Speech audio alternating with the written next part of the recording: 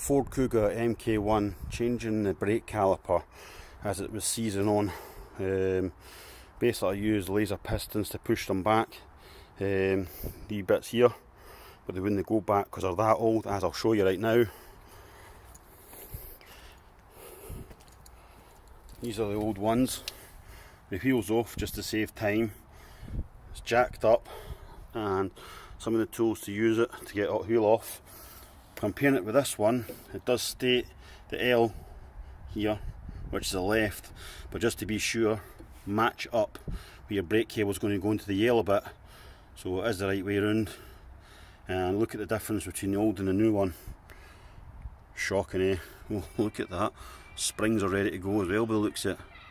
Lovely. Anyway, this is just a quick demonstration how to actually do this. It's 6:30 in the morning, and I'm going to cut this brake cable as well, because I'm not experienced enough how to replace the brake cable, but I'm going to have to cut it because the other side is broken. But before I do that, I'm going to put 2 bricks at the front of the car. This is to stop the Kuga MK1 rolling forward. Okay, in theory. So now I should be able to release the handbrake, and it should relieve the pressure, and the car shouldn't run forward. If it does, I'm screwed. There we go, handbrake down.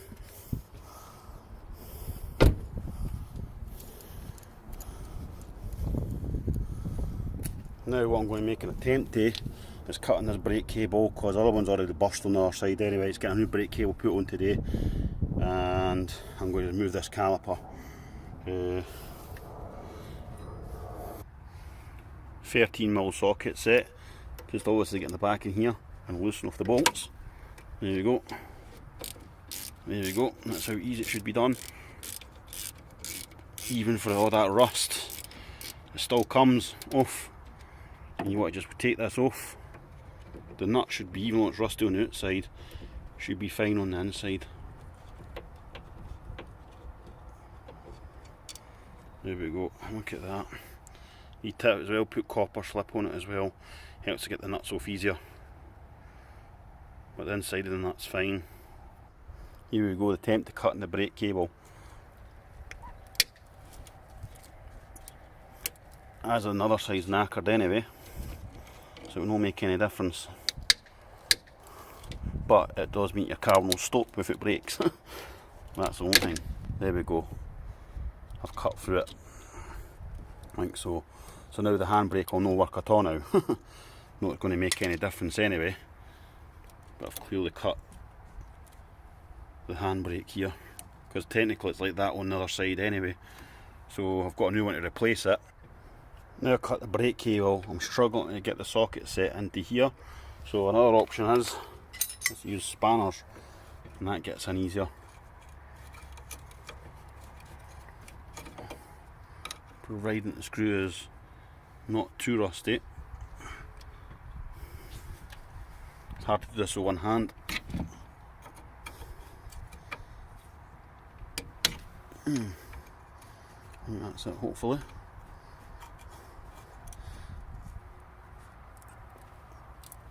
Actually, I need to come back to you on this.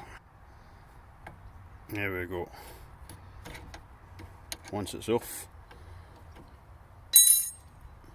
use your fingers. This is just changing a defect caliper that's no winding back since I bought the car 3 years ago.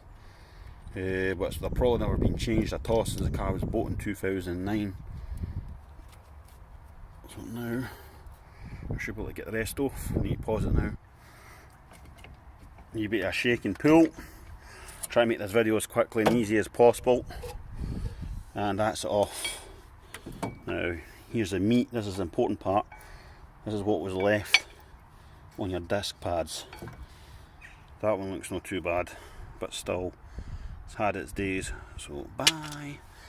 This one still not too bad actually as well, to be fair, but I think it's had its days. Bye. And now we just need to put new ones on. Just pause it now. Takes quite a wee pull like, but we want to try and pull the brake cable just gently and try to release it off this old nut. That's the hardest bit, especially when they've been changed for 10 years. But I finally got it clicking, so I need to be quick here. Finally got the old one off. Took me less than 10 minutes. It's more likely fighting with the bolt, hardest thing. But I need to hurry up and get this back on because it's now dripping. I don't know what that draining dry, or your reservoir will go down and your brakes will be fucked next, so I need to rebleed them all again. So I need to get this new one on. I'll get back to you in a minute with that.